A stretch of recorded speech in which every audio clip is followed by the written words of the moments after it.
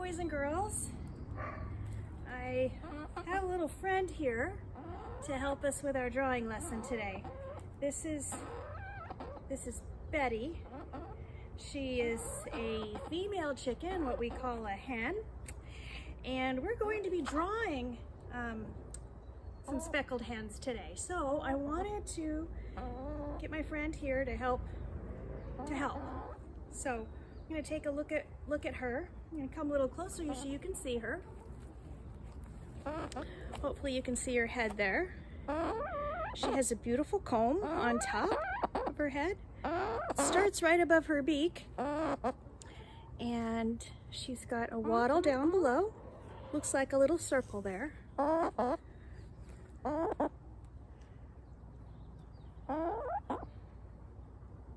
She's got a red, this red color is sort of around her eye and down to her beak.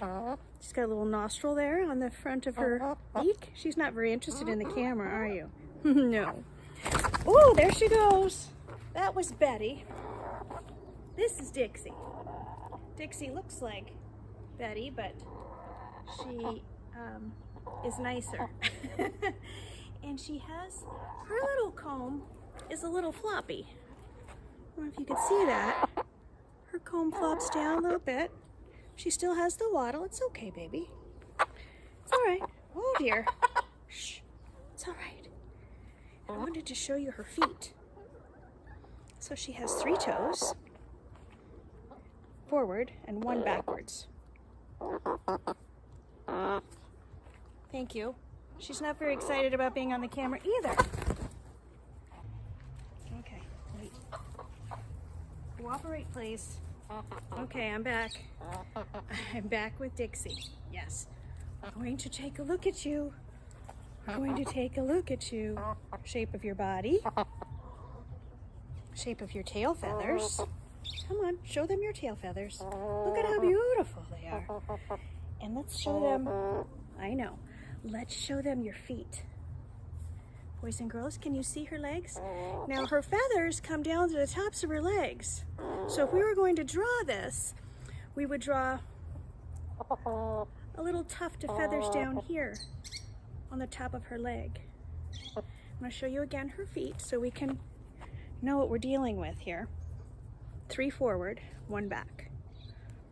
And there's some little lines on there. Little lines, kind of scaly. So that concludes our model demonstration. Dixie, are you going to do some modeling? Are you going to be a model? A chicken model? A hen? Maybe for chicken food or something? So there she is.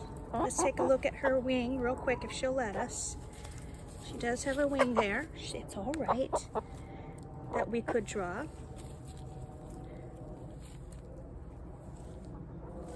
Okay, say goodbye.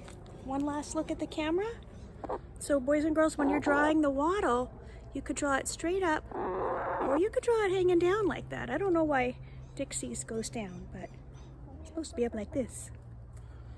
But you're beautiful just the way you are. All right, I have one more little friend here that would like to do some hen modeling as well. This is Ivy. She's an Easter egger.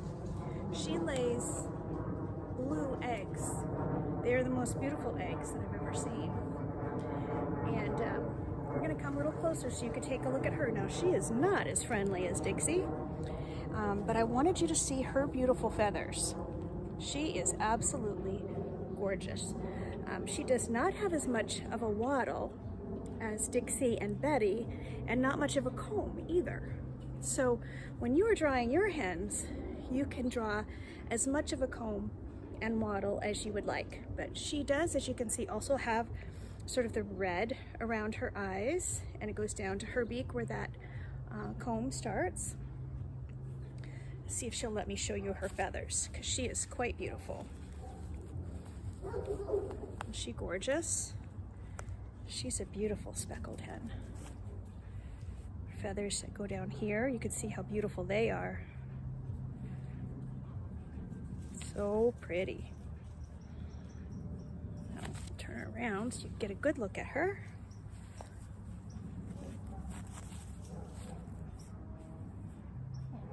You're actually being more cooperative than the other two. But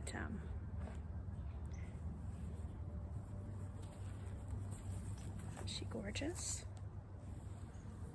She doesn't have quite as much of a tail either. Her tail sort of goes down. The other one's tails went up a little bit more like that. Now, if she was a rooster, they have big, beautiful tail feathers that go up, way up. And we'll take a look at those as well. So, that wasn't so bad, was it? Okay, say goodbye, Ivy. Say goodbye.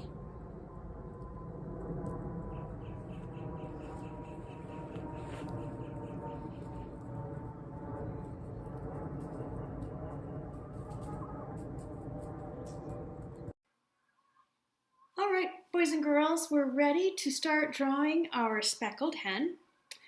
We're going to start with our paper in landscape position, so we have room for our nice hen there. We're going to start out drawing a dot for the eye. Now I'm going to start out over on one side so I have room for the rest of the hen. So I'm going to start out with a circle for the eye. In front of that, I am going to draw a beak.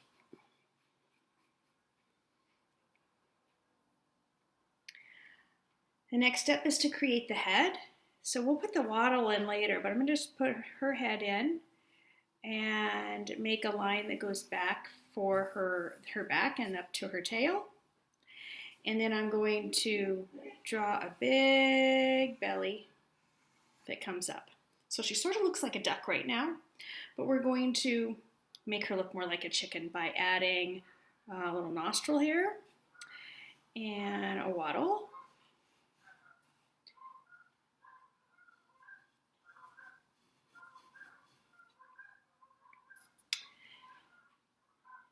You could make this wattle pointed like I did, or sometimes they're curvy. My hens have more pointed combs. You can draw that little line around her eye. You could either do it like a circular line or a little squiggly line that comes down like that. We're not going to do details too tiny of details because we're going to be painting this. So we want to keep everything pretty large, and you know, we don't want to have really fine details that we make with our pencil because we'll be using a paintbrush to paint this in just a moment. Put her beak in. So we looked at her legs. She had little tufts down on her legs. So she had her legs that went down. She had 3 toes. They're skinnier than that. Those look like duck toes. 3 little toes going forward, and she had 1 going back. And then she had a little tuft of hair right here, and she had some toes going forward, and then 1 going back. She had toenails on there too. If you want to draw on toenails, you can.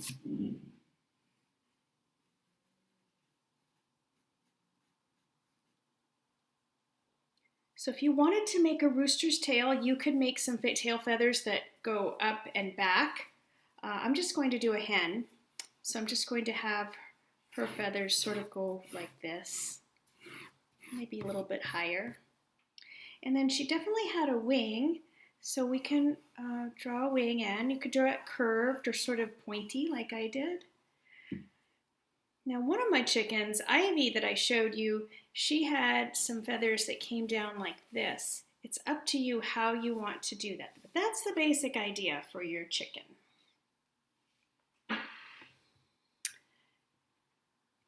The next step after you sketch out your chicken will be to make your background. So we want to make the background very, very simple since this is going to be painted.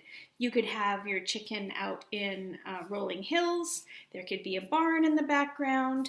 You could have some lines coming down like this, indicating that there was a barn over there. You want to put in some sort of horizon line. You could have anything back there in the background that you want, but I'm going to encourage you to keep it very simple since we'll be painting this with a paintbrush.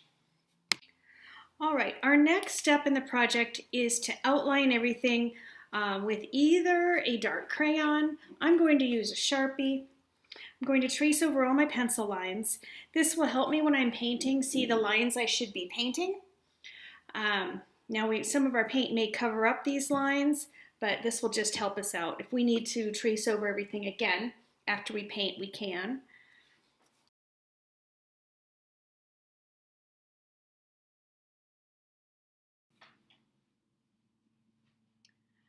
All right, our next step is to paint our background.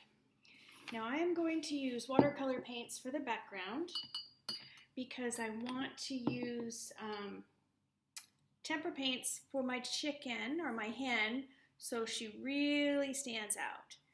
I want the background to be kind of more simple. So I'm going to use some watercolor paints.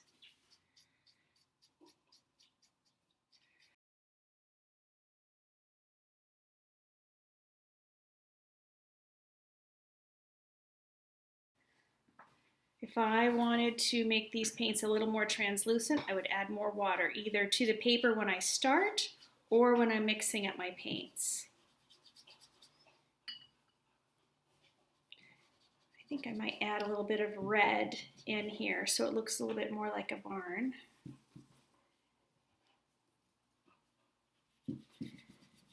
There we go.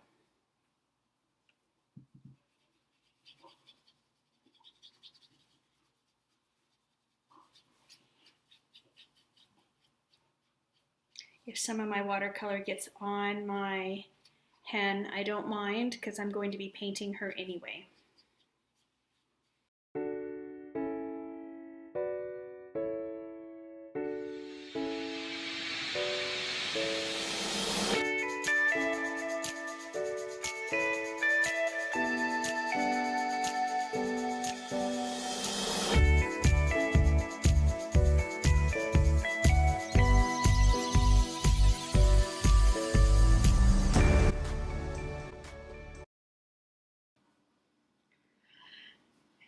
The next step in our project is to paint our hen. So I would like to use, if you have them, tempera paints. It allow us to give a little bit of texture to our hen and make it look like she's got some textured feathers. So we've been using watercolors a lot in our lessons, and we've used a lot of water to mix, and we've used our palette to mix colors together. Now we're not going to do that as much with the tempera paints. You can mix up the tempera paints on your palette, but you could also mix directly on the project.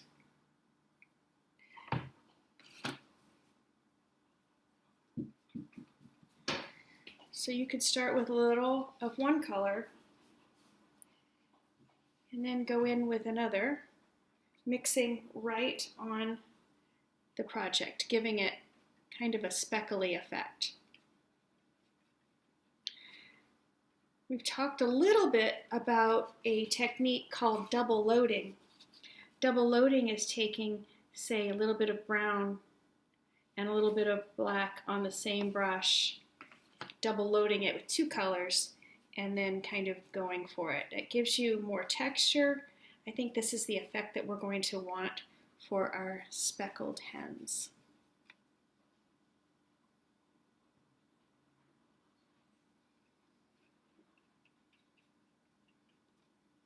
You can experiment with getting some different colors on your brush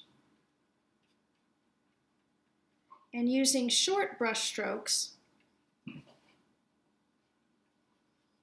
to make it look like feathers. So we don't want to mix this together like we would if we were watercoloring. If we were watercoloring, we would be mixing the colors completely in our palette.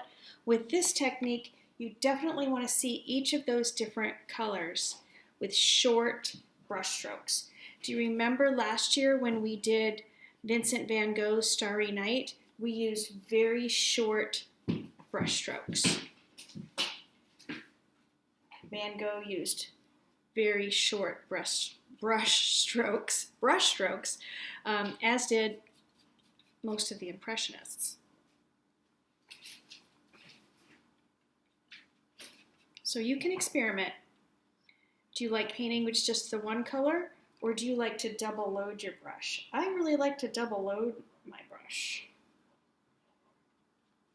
It's starting to look not as much like Dixie and Betty, but more like Ivy. Do you remember Ivy with her beautiful feathers?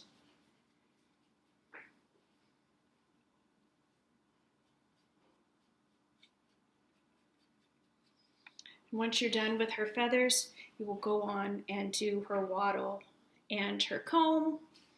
Maybe mix up a little of brown and yellow for her beak.